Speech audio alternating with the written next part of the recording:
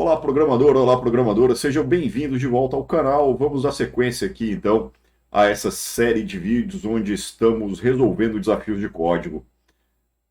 Se você está gostando dos vídeos, já deixa o seu like. Se você está acompanhando a série, já se inscreve no canal para ser notificado toda semana quando tiver vídeos novos com novas soluções dos desafios. Hoje nós vamos resolver o quarto desafio, onde nós vamos verificar se um conjunto de dados, um array contém itens duplicados. Tá? Esse aqui é um exercício bem interessante. Vou ler o enunciado para vocês, então. Dado um array de inteiros, chamado nums, retorne true se algum valor aparecer pelo menos duas vezes no array, e retorne falso se todos os elementos forem distintos. E aí ele dá um exemplo, ele coloca um array com os números 1, 2, 3 e repete o 1. Nesse caso, a saída tem que ser true, a gente tem que retornar que existe um item repetido. No segundo exemplo, ele coloca os números 1, 2, 3, 4, todos os números são diferentes, então a gente tem que retornar falso. Tá? Como que a gente vai resolver isso aqui? A gente tem aqui os números que ele passou no primeiro array. Nesse caso aqui a gente tem que retornar true. Tá? E a gente tem duas possíveis abordagens para resolver esse problema. A primeira delas é ordenar o array e usar a técnica de dois ponteiros que a gente já viu em outra solução de desafio aqui nessa série de vídeos. Tá? Para resolver dessa forma, a gente vai ter uma complexidade de runtime de n log n, porque a gente vai precisar ordenar o array e depois a gente vai ter que fazer a comparação dos itens para ver se algum deles está repetido. Tá? Eu vou usar uma outra abordagem, que é essa segunda. A gente vai usar uma estrutura de dados que não permite repetições. Por que eu escolhi essa opção? Porque ela vai dar uma performance melhor. A gente não tem que passar pelo processo de ordenação do array. E é uma forma da gente testar uma outra abordagem, um outro tipo de solução. Tá? No final a gente vai ter um código bem simples. Então, o que a gente vai usar aqui para resolver este problema? A gente vai começar a conhecer o java.util.set. Tá? Vamos dar boas-vindas a essa coleção que a gente já tem disponível no Java. E eu copiei aqui uma parte do Javadoc. Se você ainda não conhece as coleções Java, é muito importante você conhecer bem todas essas estruturas e os detalhes, o que diferencia, qual é a característica de cada uma das estruturas do Java. Tá bom? Então eu vou ler um pouquinho aqui. Isso aqui não é o código, não é o Javadoc completo. Eu selecionei só a parte que a gente precisa. Aqui embaixo eu deixei o link. Se você quiser dar uma lida na documentação completa, é só acessar esse endereço aí. O set é uma coleção que não contém itens duplicados. Mas formalmente, um set não contém nenhum par de elementos E1 e E2, tal que E1 seja igual a E2. E contém no máximo um elemento nulo. Como o próprio nome sugere, essa interface modela a abstração matemática de conjuntos.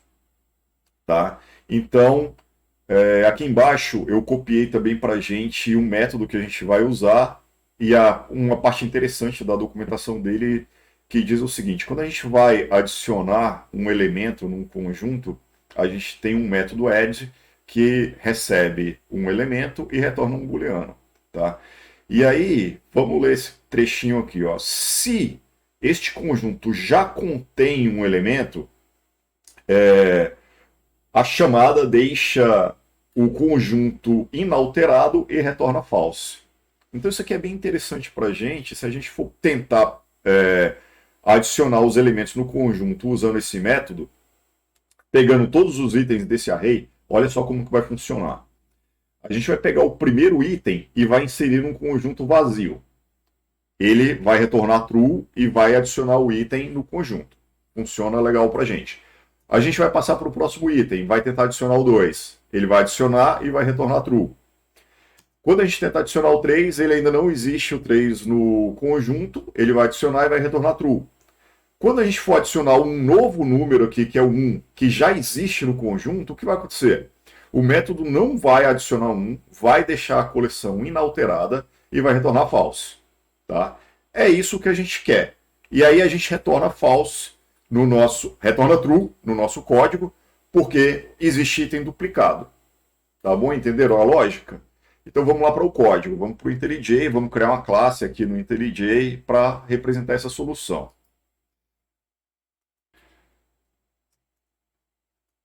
Vou pegar o método aqui do LeetCode para a gente ter a mesma assinatura de método. E aí o que a gente vai fazer? Vamos criar um conjunto que eu vou chamar de distinct numbers. E esse cara vai ser um hash set. Tá? E aí a gente vai navegar naquele array que é passado para a gente como parâmetro. E para cada item a gente vai tentar adicionar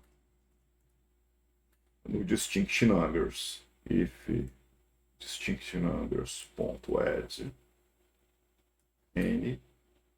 Esse aqui é true, a gente quer no caso que ele não adicione, que seja false, né? Então na hora que ele retornar false aqui, que ele não conseguir adicionar, a gente sabe que a gente tem um item duplicado, então a gente aqui retorna true.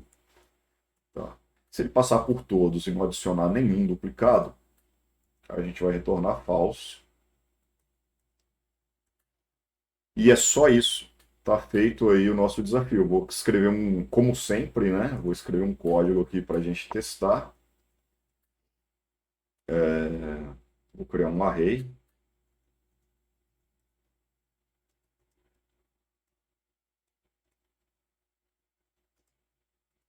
Vou colocar aqueles valores que a gente pegou no primeiro exemplo e passar como parâmetro.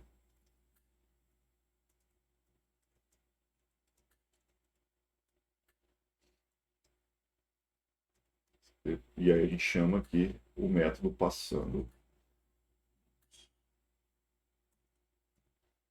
Tá. Vamos imprimir isso aqui só para a gente saber.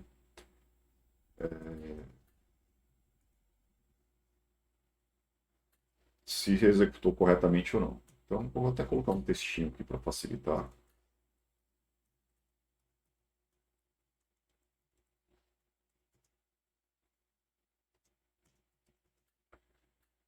E aí, vamos executar isso aqui. Ó, contém duplicados, true, porque tem o 1 duplicado aqui. E se a gente fizer 1, 2, 3, 4, não tem nenhum duplicado, não contém duplicado. É isso aí, vamos pegar esse nosso código agora e mandar para o LeetCode. Vamos pedir para executar aqui, vou dar o código. Para o input que ele passou para a gente, 1, 2, 3, 1, a nossa resposta foi true, a esperada era true, nosso código foi aceito, né? Vamos então dar um submit aqui. Está aceito, vamos ver os detalhes. Ó, a gente ficou aqui entre os 75 melhores. Não tá ruim, não. Tá bom, né?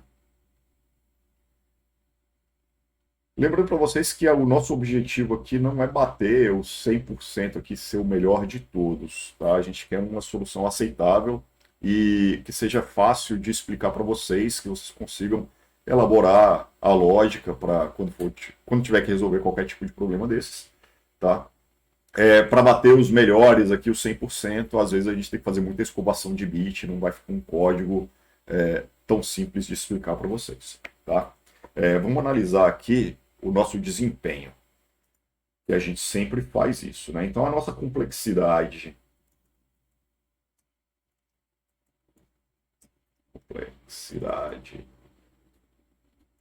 de runtime vai ficar O de n, porque a gente tem que percorrer todos os itens do array e adicionar todos esses itens dentro deste set, tá? E a nossa complexidade de espaço vai ficar O de 1, tá? Com isso, a gente finaliza mais um desafio de código, tá? Diz para mim aí nos comentários o que vocês estão achando dessas soluções, né? E já deixa o seu like se você gostou do vídeo, se inscreve no canal e a gente se vê no próximo desafio. Até mais, um abraço.